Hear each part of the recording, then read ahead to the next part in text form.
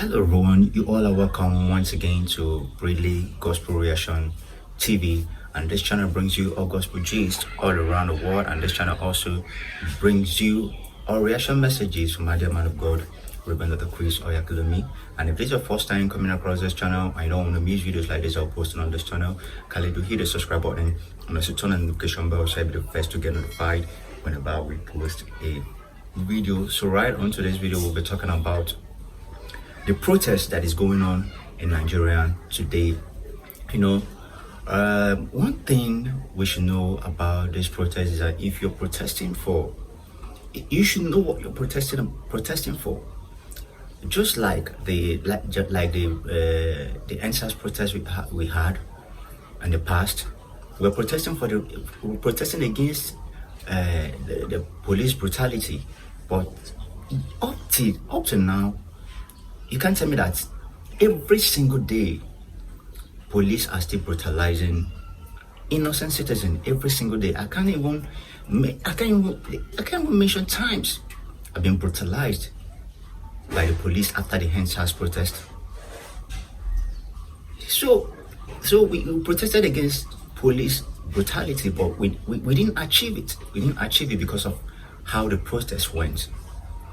So here today we want to protest. We want to protest against the high cost of living here in Nigeria. There is a video a very dark man posted about a guy talking about the list of things we should be protesting for in this protest. And there was something he said. He said one thing that we should be protesting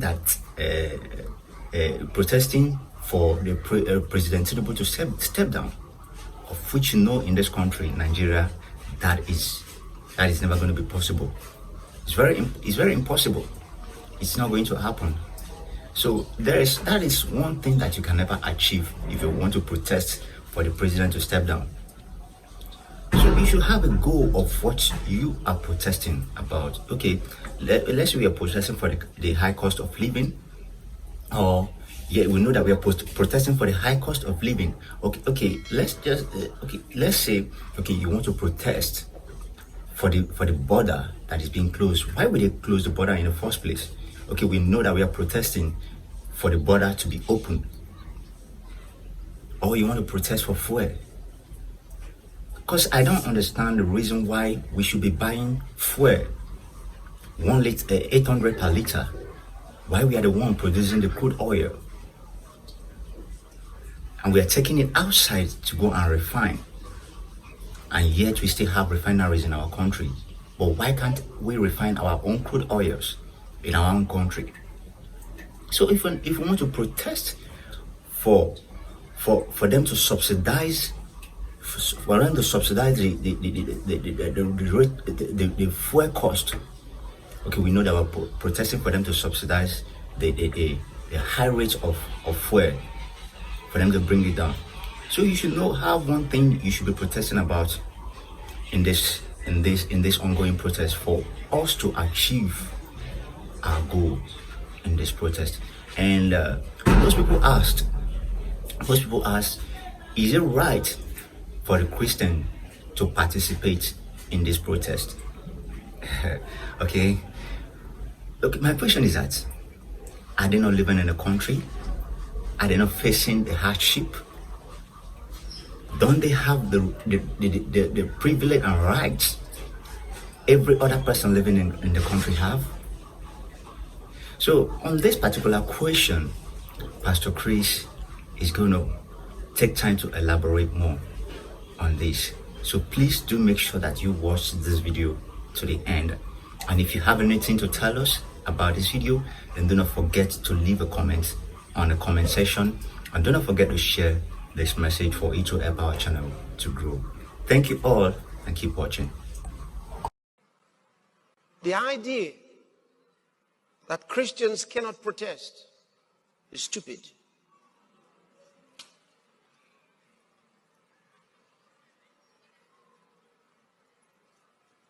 If we think that for some reason, because of Christianity we are marginalized in a society where we are taxpayers like everybody else. We have equal rights like everybody else. We have a right to protest. We have a right to advocate what we think is right. And also, we have a right to demand our rights. We have to know that. Whether in the schools or in the larger society, we have a right to do that.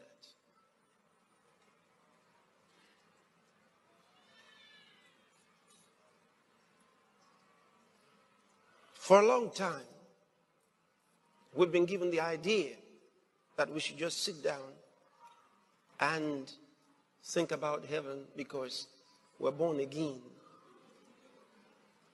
And then we watch laws being crafted against us, and we just sit by and watch.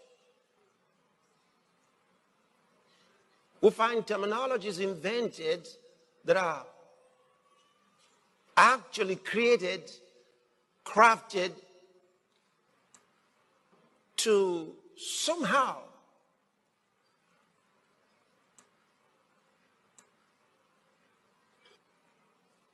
victimize the Christian at the end of the day. Yeah, something like that. That's what they want to use you for, to destroy your own country. Then they laugh at you. Listen, when you disagree with government, don't destroy your properties. You're free to disagree with your government. You can disagree. You can have a protest.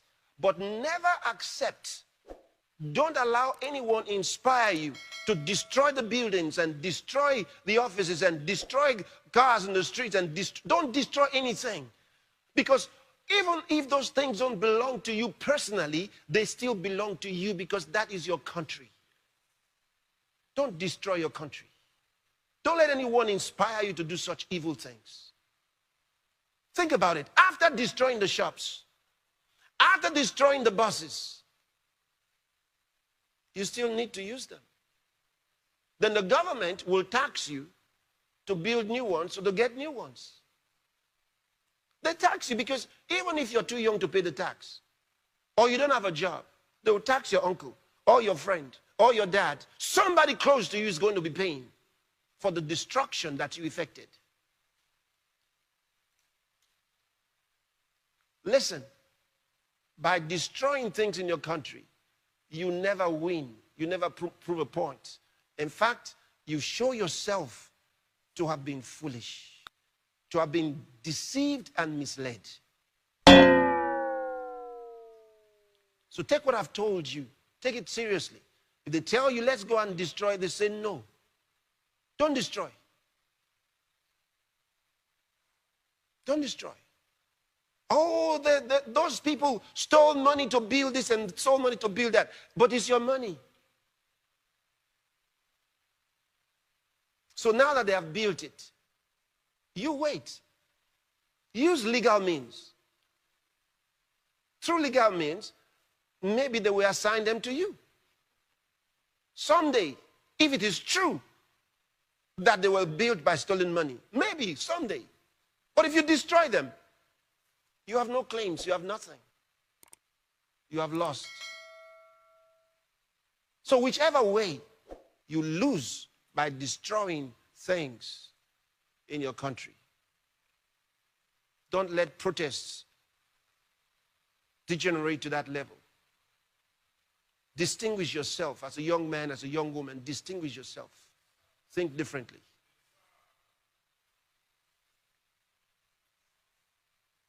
When I was younger and a student in school, we did participate in protests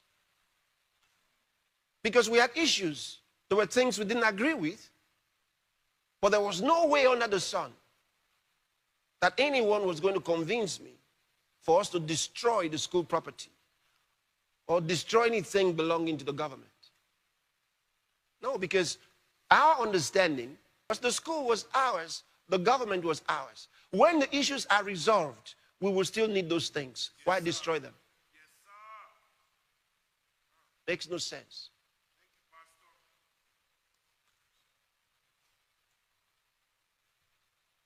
And those of you on campuses, give this information to others. Share it with others. Let them understand. There's a better way.